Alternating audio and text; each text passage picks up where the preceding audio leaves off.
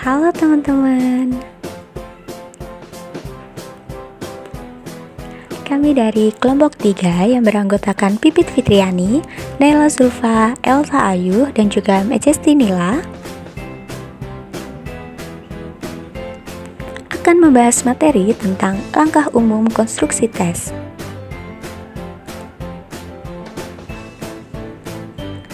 Ada berapa sih kategori tes itu? Kategori tes dibedakan menjadi dua. Yang pertama, kategori maksimal performance test atau kategori tes yang mengukur abilitas termasuk jenis-jenis keterampilan spesifik.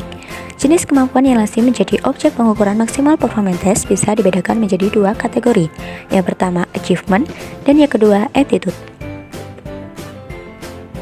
Kategori tes yang kedua yaitu kategori typical performance test atau kategori tes yang mengukur sifat atau kecenderungan kepribadian. Langkah-langkah umum penyusunan tes.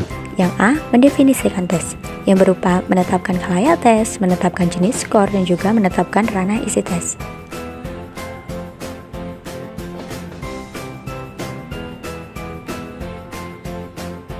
Yang B, yaitu menyusun tabel spesifikasi tes. Tabel spesifikasi atau tes blueprint atau kisi-kisi tes merupakan sejenis cetak biru atau rencana untuk menentukan bobot relatif setiap komponen dalam tes, sehingga dipandang sungguh-sungguh mencerminkan konten domain konstruk yang diukur.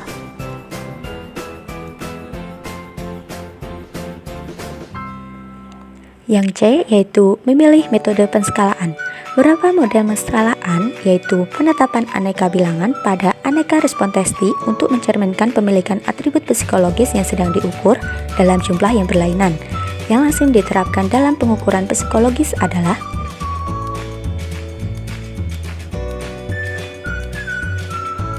yang pertama, kategorisasi. Yang kedua, rating scales atau skala penilaian berupa skala pilihan dan semantic differential scales atau skala diferensial semantik.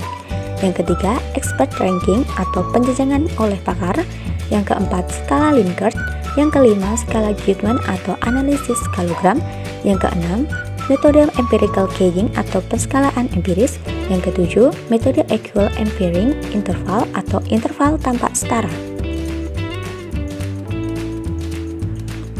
Yang D, menuliskan item.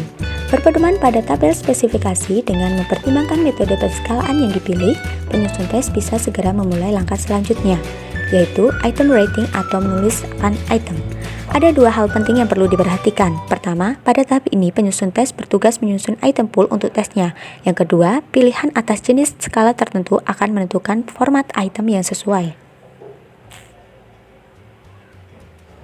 Yang E, melakukan review dan revisi item. Menurut Crocker dan Algina 2008, review atau telaah item tersebut akan mencakup pemeriksaan terhadap hal-hal sebagai berikut.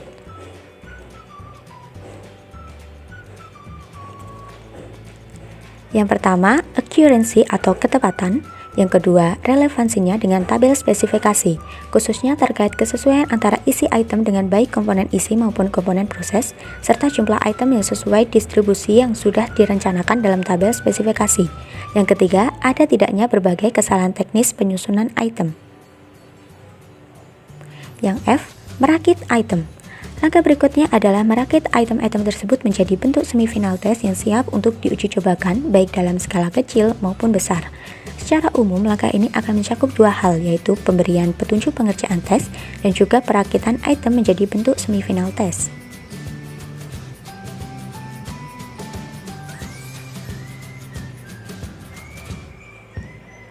Yang G, melakukan uji coba. Idealnya, uji coba ini dilaksanakan dalam dua tahap menurut Crocker dan Algina 2008, yaitu uji coba pendahuluan dan uji coba sesungguhnya.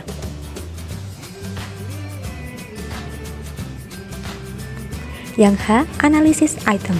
Tujuan utama analisis item adalah memeriksa ciri-ciri statistik respon testi dalam uji coba yang sesungguhnya terhadap masing-masing item untuk keperluan seleksi item.